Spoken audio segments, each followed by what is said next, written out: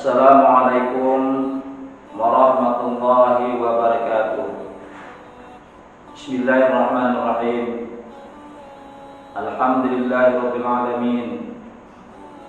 Wal 'aqibatu lil muttaqin. Wala 'udwana illa 'alal zalimin. Asyhadu an la ilaha illallah wahdahu la syarika lah wa asyhadu anna Muhammadan 'abduhu wa rasuluh.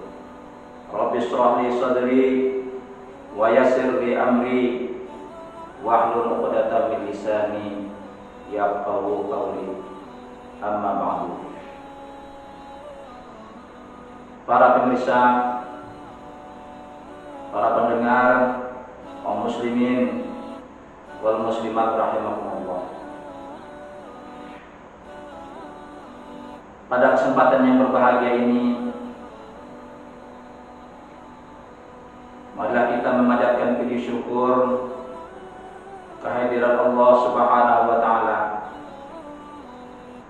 atas rahmat dan karunia-Nya.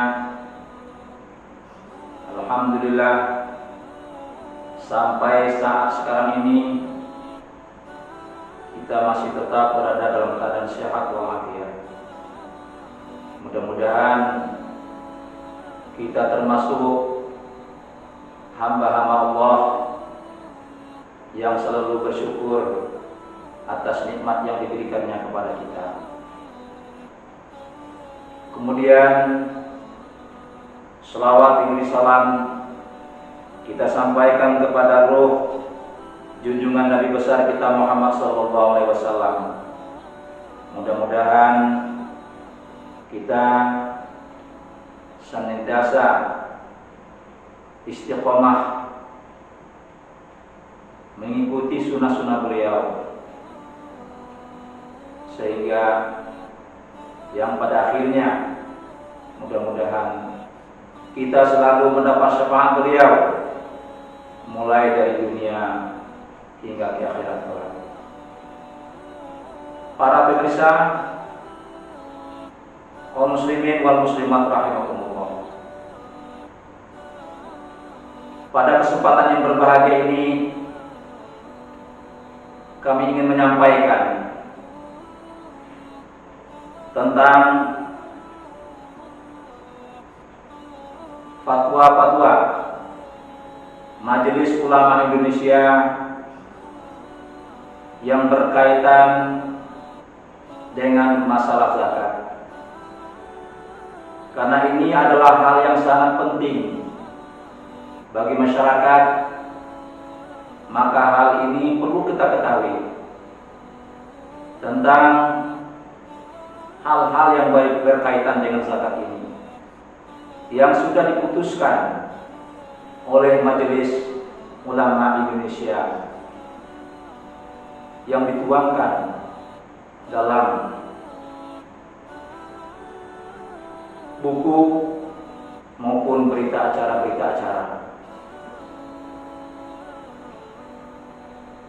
Para pemirsa yang berbahagia, Majelis Ulama Indonesia di dalam menetapkan hal-hal yang berkaitan dengan zakat ini itu dibuat suatu keputusan, yang keputusan inilah yang akan saya sampaikan dan saya baca untuk kita pahami, kita hayati, dan untuk kita laksanakan secara bersama, sehingga hal-hal yang mengenai zakat, baik itu zakat fitrah maupun zakat mal yang kita keluarkan adalah sesuai menurut tuntunan dan ajaran Islam. Ada beberapa bagian yang diterangkan daripada hasil fatwa Majelis Ulama Indonesia tentang zakat ini. Yang pertama, pendahuluan.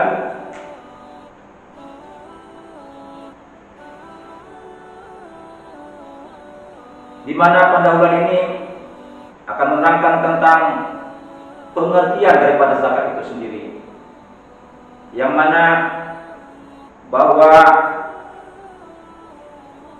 terminologi zakat menurut bahasa, kata zakat berarti tumbuh, berkembang, subur atau bertambah. Dalam Al-Quran dan hadis disebutkan Allah memusnahkan riba dan menyuburkan sedekah. Di dalam surah Al-Baqarah ayat 276.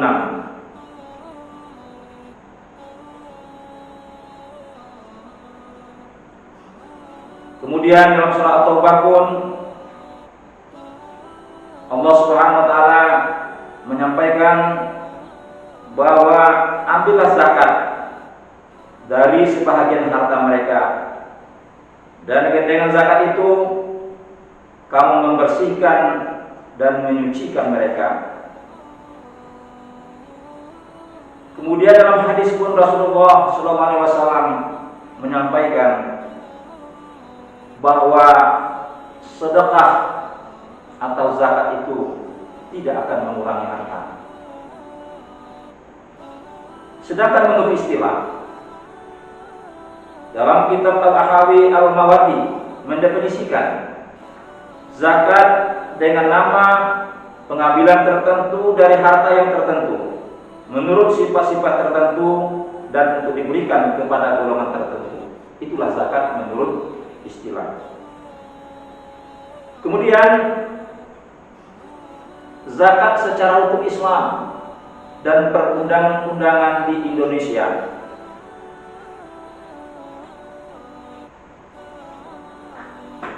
Para pemirsa, zakat adalah salah satu rukun Islam dan dasar kemajuan Islam.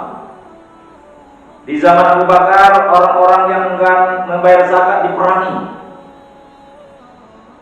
Di zaman Belanda, pengelolaan zakat dilarang. Di zaman Jepang sempat berdiri beberapa bulan di tahun 1943, tetapi kemudian dibubarkan oleh Jepang. Dalam masa awal kemerdekaan, pemerintah masih memilih tidak ikut campur dalam pengelolaan zakat.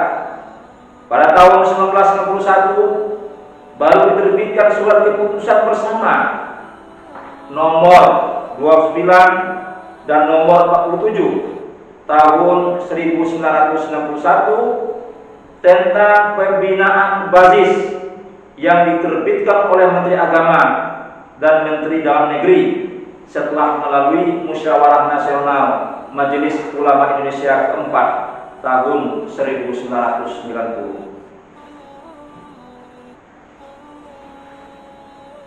Inilah secara hukum Islam sejarah daripada perundang-undangan zakat di Indonesia ini. Kemudian di dalam keputusan MUI pusat mengenai macam-macam zakat dan syaratnya. Macam zakat itu ada dua. Yang pertama zakat nafs atau zakat jiwa, yang disebut juga dengan zakat fitrah. Yang kedua adalah zakat mal atau zakat harta.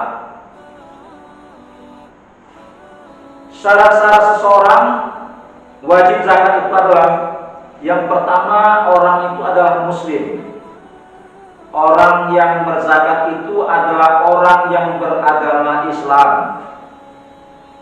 Bagi yang tidak beragama Islam, itu bukan merupakan syarat daripada pelaksanaan zakat itu sendiri. Yang kedua, berakal. Orang yang mengeluarkan zakat itu adalah pikirannya itu tidak gila, berakal, punya pikiran yang jernih, yang sehat, bukan seorang yang gila. Kemudian yang ketiga, balik, sudah cukup umur, sudah dewasa, memiliki harta. Yang keempat adalah memiliki harta sendiri dan sudah mencapai nisab. Harta yang dikuasainya itu adalah harta miliknya sendiri, bukan milik orang lain. Dan itu pun syaratnya adalah yang sudah sampai nisab maupun haulnya.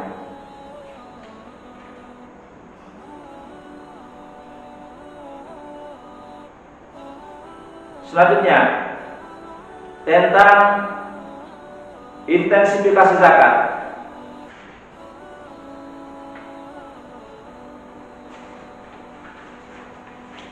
Di dalam keputusan ini tentang intensifikasi zakat ini ada beberapa. Yang pertama, penghasilan dari jasa dapat dikenakan zakat apabila sampai nisab dan haul.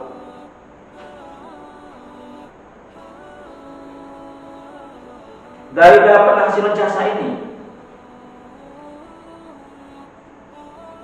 ini akan dikenakan zakatnya apabila sudah sampai nisab dan haul. Salah satu contoh adalah jasanya para dokter. Apabila sudah sampai haul dan nisabnya, maka wajib dikeluarkan zakatnya. Kemudian yang berhak menerima zakat hanya 8 asnaf yang tercantum dalam surah Taubah ayat 60. Di situ yang berhak menerima zakat itu adalah 8 asnaf.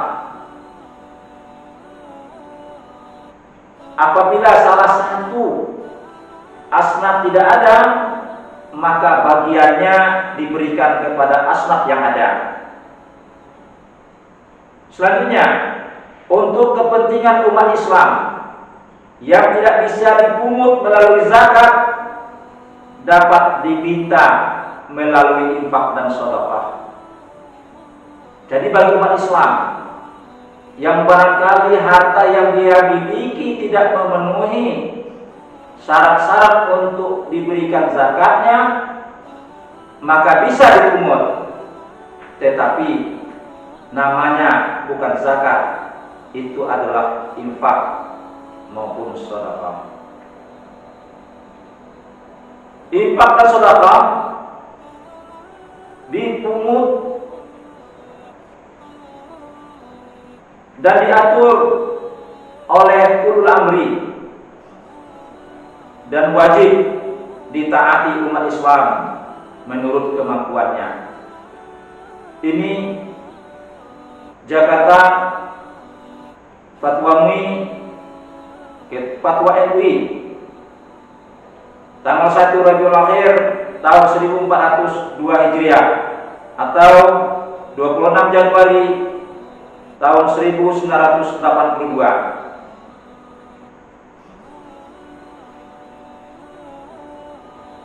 Kemudian mentasarufkan zakat untuk kegiatan produktif dan kemaslahatan umum. Yang pertama, zakat yang diberikan kepada fakir miskin dapat bersifat produktif. Bukan sebagai produktif saja, tetapi bisa diberikan sebagai zakat bersifat produktif. Maksudnya, zakat yang terkumpul di samping diberikan secara konsumtif, bisa kita berikan kepada mereka yang berhak menerimanya untuk produktif, untuk modal usaha, sehingga diharapkan nanti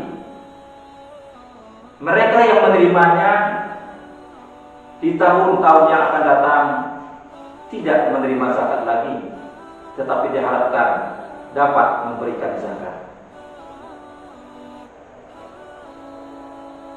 Yang kedua, zakat atas nama sabilillah boleh ditasarufkan guna keperluan maslahat umat atau kepentingan umum.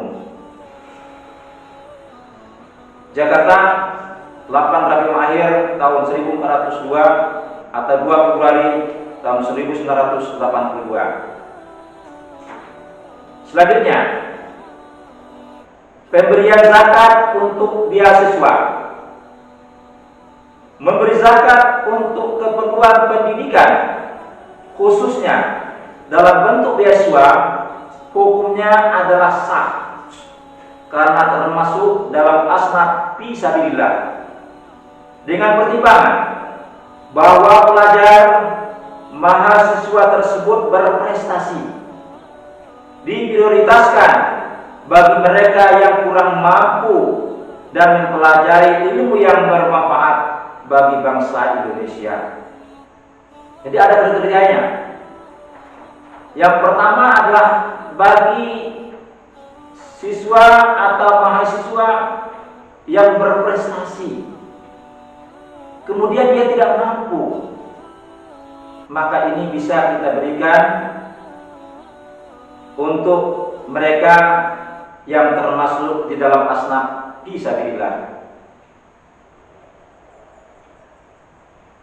Jakarta, 20 Ramadan 1416 Hijriah atau 19 Februari tahun 1996. Selanjutnya, zakat penghasilan. 1. Zakat penghasilan halal, tetap atau tidak tetap. Yang halal baik itu tetap penghasilannya itu maupun tidak tetap, tapi halal, wajib dikeluarkan zakatnya dengan syarat sudah mencapai nisabnya dalam 1 tahun, yakni senilai 85 gram emas. Selanjutnya, waktu pengeluaran zakatnya dapat dilakukan saat menerima jika sudah mencukupi nisab. Jika tidak, maka penghasilannya dikumpulkan selama 1 tahun. Jadi apabila kita waktu pengeluaran zakat itu dilakukan saat menerima, saat kita menerima penghasilan, jika sudah mencukupi nisab, maka bisa dikeluarkan. Kalau tidak sampai senisab, maka penghasilannya dikumpulkan selama 1 tahun dengan total penghasilan senilai 85 gram emas. Maka selanjutnya kadar zakatnya adalah 2,5% atau 2,5%. Jadi dari penghasilan yang sudah cukup nisabnya, yang sudah cukup haulnya, nisabnya sudah sebanyak 85 gram emas, maka dikeluarkanlah zakatnya sebesar 2,5%. Jakarta, 6 Rabiul Akhir tahun 1424 Hijriah, 7 Juni 2003. Selanjutnya, amil zakat. Amil zakat adalah seseorang atau kelompok orang yang diangkat oleh pemerintah untuk mengelola pelaksanaan ibadah zakat, atau seseorang atau sekelompok orang yang dibentuk oleh masyarakat dan disahkan oleh pemerintah untuk mengelola pelaksanaan ibadah zakat.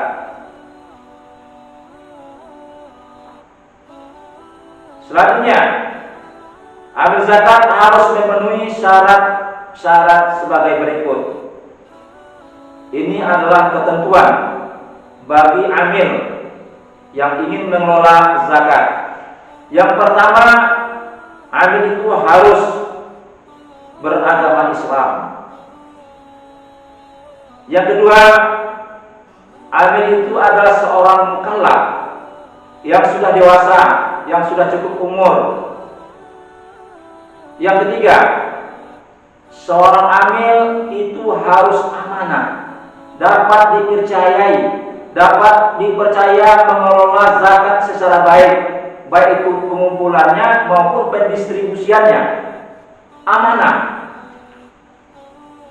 Kemudian memiliki ilmu tentang hukum-hukum zakat dan hal lain yang terkait dengan tugas amil zakat. Jadi seorang amil itu harus mengetahui tentang hukum-hukum zakat.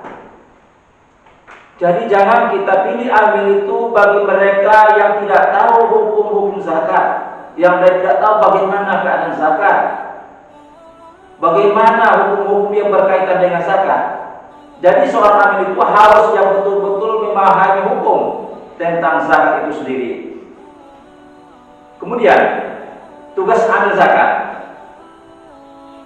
Yang pertama, penarikan, pengumpulan yang meliputi pendataan wajib zakat, penentuan objek wajib zakat, besaran nisab wajib zakat, besaran tarif zakat, dan syarat-syarat tertentu pada masing-masing wajib zakat. Ini tugasannya.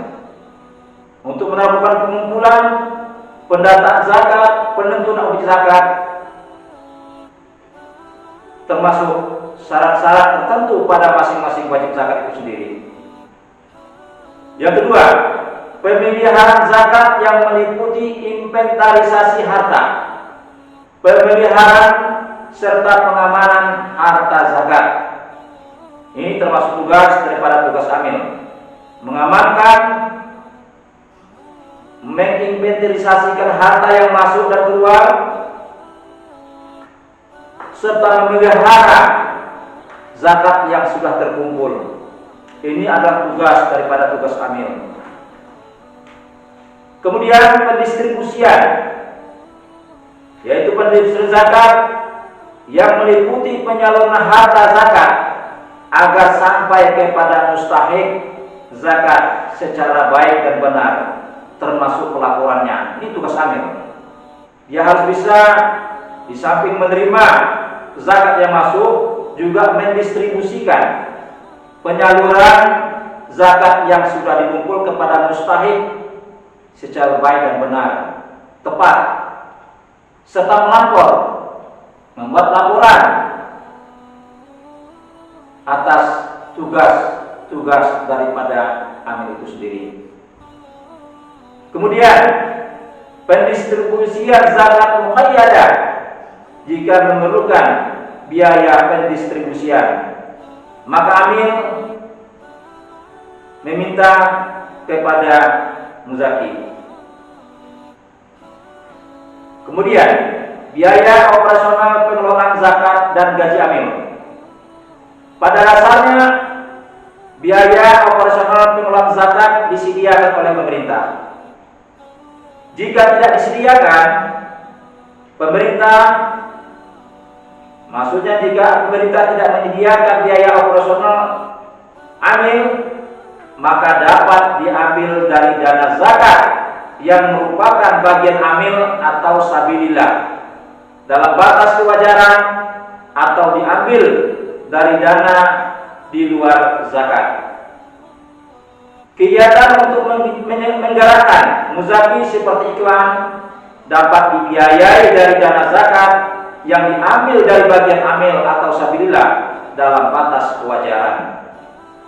Kemudian amil zakat yang telah memperoleh gaji dari negara atau lembaga swasta sebagai amil tidak berhak mengambil dana zakat yang menjadi bagian amil.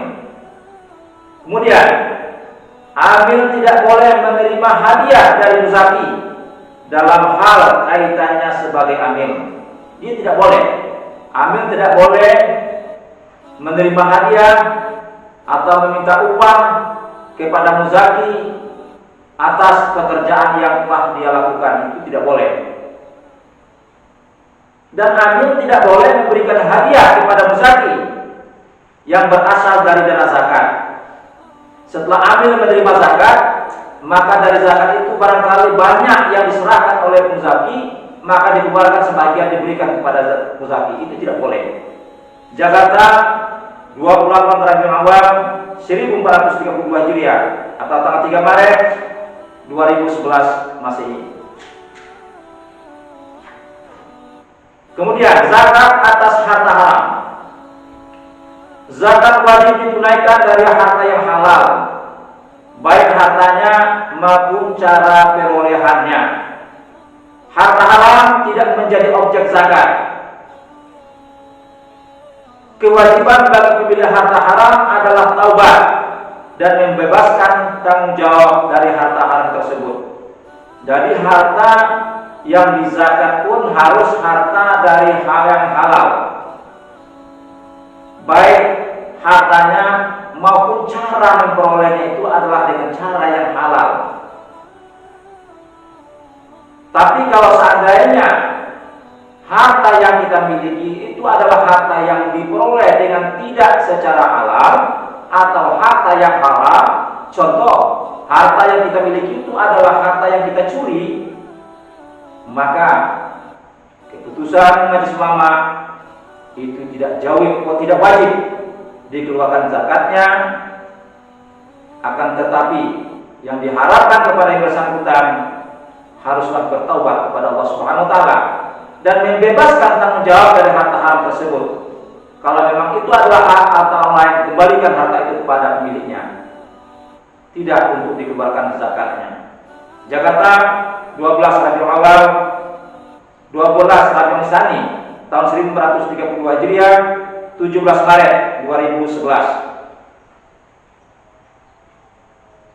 Penarikan, pemeliharaan dan penyaluran harta zakat. Penarikan zakat dapat menjadi kewajiban amil zakat yang dilakukan secara aktif. Pemeliharaan zakat merupakan tanggung jawab amil sampai didistribusikan dengan prinsip yadul amanah. Selanjutnya, apabila amil sudah melakukan tugasnya dengan baik, namun di luar kemampuannya terjadi kerusakan atau kehilangan, maka amil tidak dibebani tanggung jawab penggantian.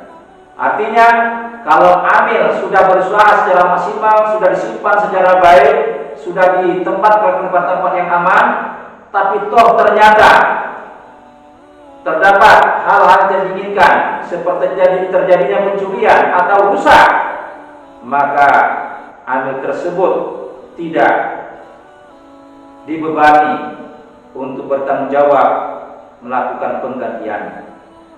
Penyalur zakat dari amil dianggap sah apabila sudah sampai kepada mustahik zakat.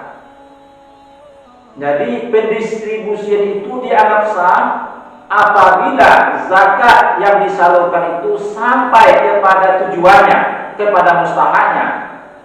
Kalau sebelum sampai kepada mustahaknya, maka zakat atau pendistribusian zakat itu belum dianggap sah. Pengambilan dana zakat yang menjadi hak amil hanya dilakukan sekali, sedangkan amil zakat yang lainnya meminta kepada amil yang mengambil tadi.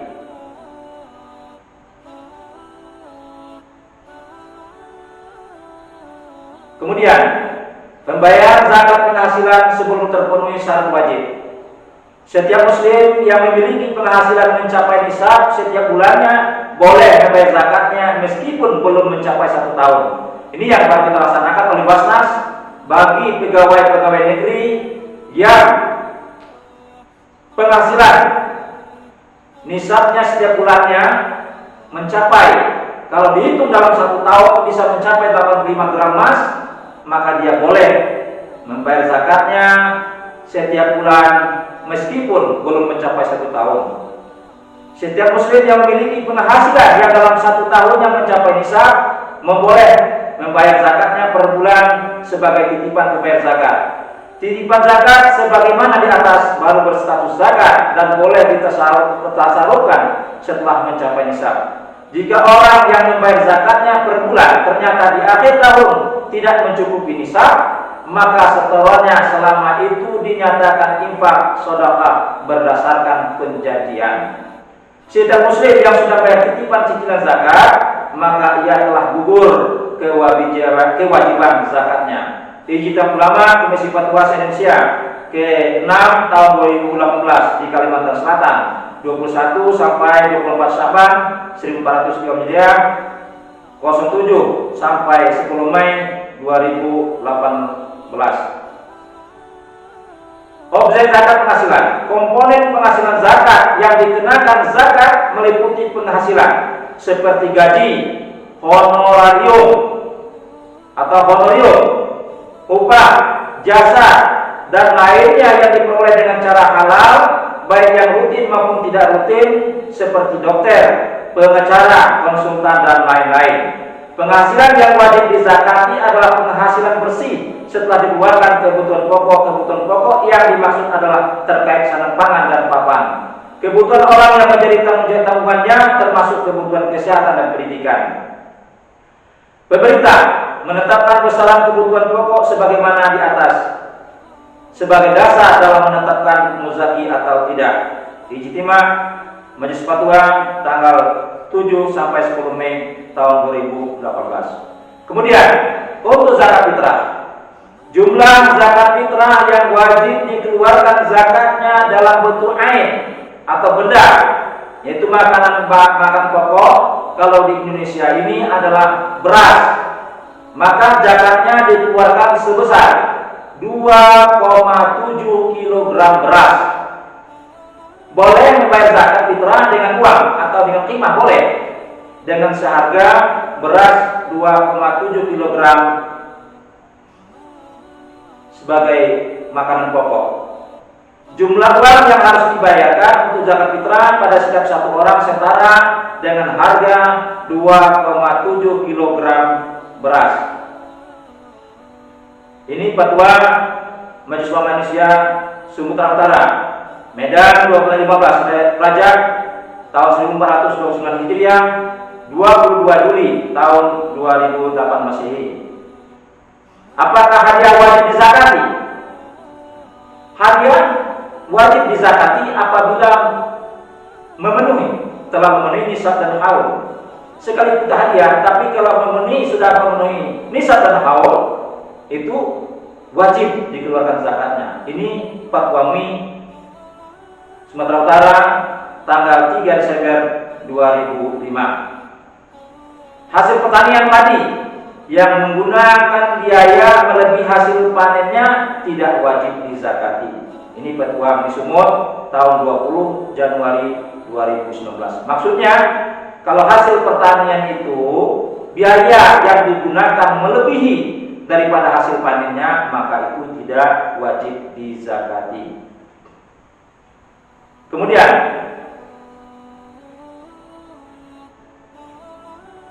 terakhir, perusahaan yang telah memenuhi syarat wajib zakat wajib mengeluarkan zakat, baik sebagai syakhsiyah i'tibariyah maupun sebagai wakil dari pemegang saham. Jadi bagi perusahaan yang telah memenuhi syarat wajib zakat, maka dia wajib mengeluarkan zakatnya. Akhirnya, marilah kita sama-sama, bagi kita umat Islam yang sudah memenuhi ketentuan untuk wajib melaksanakan zakat, tunaikanlah zakatnya sesuai dengan hasil fatwa Majelis Ulama Indonesia. Mudah-mudahan hasil fatwa Majelis Ulama Indonesia tentang zakat ini bermanfaat bagi kita semua. Demikian, billahi taufiq wal hidayah. Assalamualaikum warahmatullahi wabarakatuh.